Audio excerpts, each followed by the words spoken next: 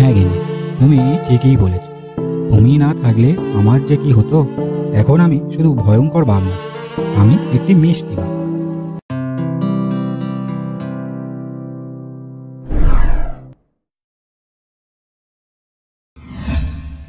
বাঘ ও বাঘিনী বিয়ের পর সুখে শান্তিতে বাস করতে শুরু করলো।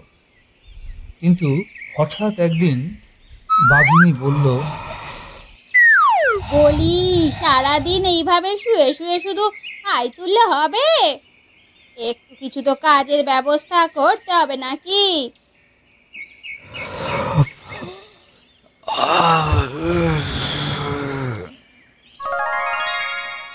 কি কাজ করব বলো গিন্নি?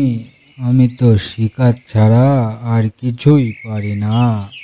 সারা জীবন কি তা বলে শুধু শিকারই করবে?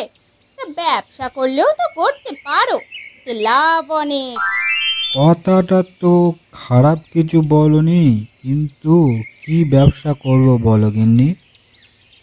দেখো দেখো কি গরম পড়েছে, তুমি বরং একটা আইসক্রিমের দোকান দাও, বুঝলে তো? গরমে সবাই আইসক্রিম খাবে আর ভালো বিক্রিও হবে। তোমার এই খুশির জন্য আমি সব কিছু করতে পারি গিন্নি। ধুর, তুমি যে কি বলো না, তুমি একটা বাঘিনীর কথা মতো বাঘ আইসক্রিমের দোকান খুলতে রাজি হলো। তাই শেয়াল ও বানর এদের দুজনকেই ডেকে সে বলল, বলছি, বিয়ে তো করে ফেললাম, কিন্তু একটা কাজ বাজ তো করতে হবে নাকি? তাই আমি ঠিক করেছি একটা আইসক্রিমের দোকান দিতে চাই। তোরা কি পারবি আমার দোকানটা সাজিয়ে দিতে? কিন্তু তুমি তো আইসক্রিম বানাতে পারো না, আর বাঘের আইসক্রিম দোকানে কেই বা আসবে, সবাই তো ভয় পাবে। হালুম, না না, কেউ ভয় পাবে না। দোকানের নাম হবে মিষ্টি বাঘের আইসক্রিম পার্লার, আর আমি হাসি মুখে সবার সাথে কথা বলবো। বন্ধুরা, গত সপ্তাহে আমরা আপনাদের জন্য একটি ছোট্ট প্রশ্ন রেখেছিলাম, আর আমার যে সকল বন্ধুরা সঠিক উত্তর দিয়েছেন তারা হলেন সঙ্গীতা নস্কর, সুদীপ্ত প্রামাণিক, কৃষ্ণেন্দু মোদক। এবং আমার যে সকল বন্ধুরা ভোটিংয়ের মাধ্যমে সঠিক উত্তর দিয়েছেন তাদেরকেও জানাই অসংখ্য অসংখ্য ধন্যবাদ। আপনারা এইভাবে আমাদের পাশে থাকুন। আর এই সপ্তাহের প্রশ্ন হলো, খরগোশ কী ফ্লেভারের আইসক্রিম খেতে চেয়েছিল?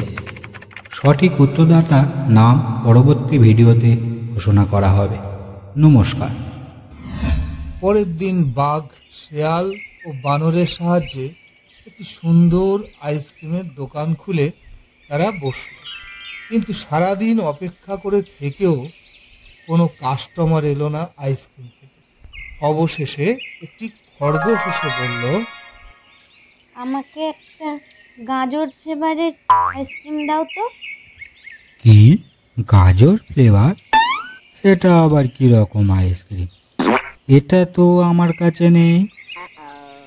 কি, তোমার দোকানে গাজর ফ্লেভারের আইসক্রিম নেই? তবে আচ্ছাটা কি শুনি, দাঁড়াও, আমি এক্ষুনি ফেসবুকে রিভিউ করে দিচ্ছি, তখন দেখবে মজা। আরে না না না, ফেসবুকে রিভিউ দিও না। তুমি বসো, আমি এক্ষুনি আইসক্রিম বানিয়ে দিচ্ছি। এই, তোরা হাঁ করে দাঁড়িয়ে দেখছিস কি? এক্ষুনি গাজর ফ্লেভারের আইসক্রিমটা বানা। হ্যাঁ, আমার মাথায় একটা দারুণ আইডিয়া এসছে। শিয়াল ভাই, তুমি বাজার থেকে চট করে গাজর কিনে নিয়ে আসো তো। আমি ততক্ষণে ইউটিউব দেখে কিভাবে গাজরের আইসক্রিম বানাতে হয় শিখে নিই। কথা মতো শেয়াল ছুটল গাজর আনতে। শেয়াল গাজর এনে দিলে বানর সেটা দিয়ে আইসক্রিম বানিয়ে খরগোশকে দিল। খরগোশ আইসক্রিম খেয়ে খুবই খুশি। বাহ বাহ, দারুণ তো, খুব সুন্দর খেতে তো।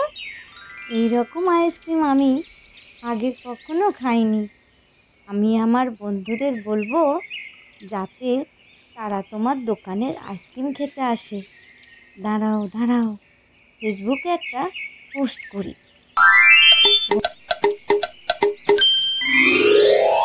খরগোশ ছবি তুলে ফেসবুকে পোস্ট করে দিল আর নিচে লিখলো, বাঘের দোকানের আইসক্রিম অসাধারণ। বন্ধুরা, আমি তো ফেসবুকে পোস্ট করে দিলাম, কিন্তু আপনারা আপনারা একটু শেয়ার করবেন তো? একটু শেয়ার করে দেবেন প্লিজ, যাতে বাঘের আইসক্রিম দোকানটা একটু ভাইরাল হয়। এই পোস্ট দেখে বনের সকল প্রাণীরা একে একে আইসক্রিম খেতে আসতে শুরু করলো। আমার জন্য একটা বড় সাইজের আইসক্রিম দাও তো। তাহলে এই নিন একটা বালতি ভর্তি আইসক্রিম। বাহ, দারুণ খেতে তো। আমি আমার হাতি বন্ধুদেরও আনবো। কিন্তু বিপদ হলো যখন হায়নাদের দল এসে আইসক্রিম খেতে চাইল। তারা এসে বলল, আমাদের জন্য ফ্রিতে আইসক্রিম দিতে হবে, তা না হলে আমরা দোকান ভাঙচুর করব। আরে ভাই, দোকান তো সবে নতুন খুলেছি, একটু সাপোর্ট করুন। ফ্রিতে কি আইসক্রিম দেওয়া যায়? একটু বোঝার চেষ্টা করুন। তার চেয়ে বরং আমি তোমাদের 50% ডিসকাউন্ট দিচ্ছি। কি এবার খুশি তো?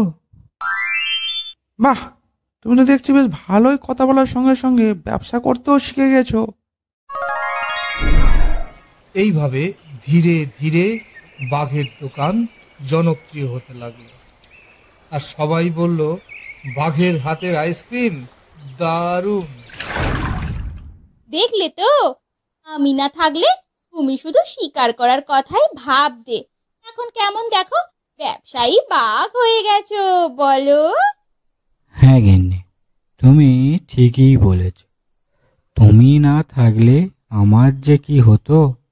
এখন আমি শুধু ভয়ঙ্কর বাঘ নয়, আমি একটি মিষ্টি বাঘ।